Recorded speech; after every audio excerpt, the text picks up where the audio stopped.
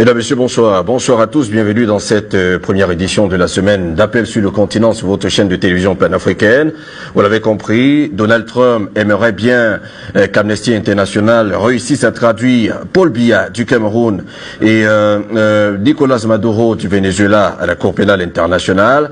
En tout cas, c'est ce qui ressort d'un certain nombre d'enquêtes qui ont été menées, des analyses des différents rapports envoyés par Amnesty International sur la situation sécuritaire du côté du Cameroun, notamment dans les régions du nord-ouest et du sud-ouest, et même dans la région septentrionale, la grande région septentrionale du Cameroun, dans les régions du nord-ouest et du sud-ouest. On sait qu'une crise anglophone y sévit depuis 2016 maintenant, et le Conseil de sécurité, à travers une réunion peu ordinaire, a réussi à en parler, surtout en mettant au devant de la scène la situation humanitaire.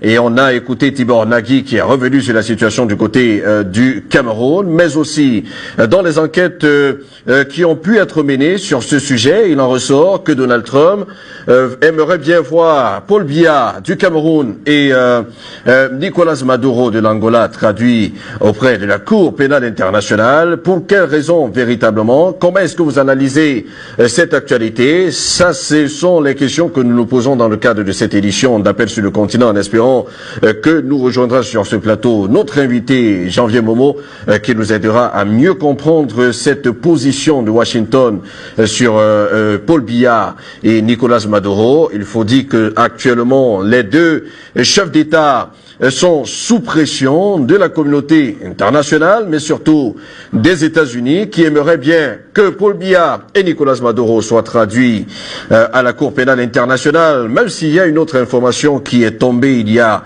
quelques minutes maintenant. C'est Sylvestre Ilunga Ilunkamba, qui est le nouveau Premier ministre de la République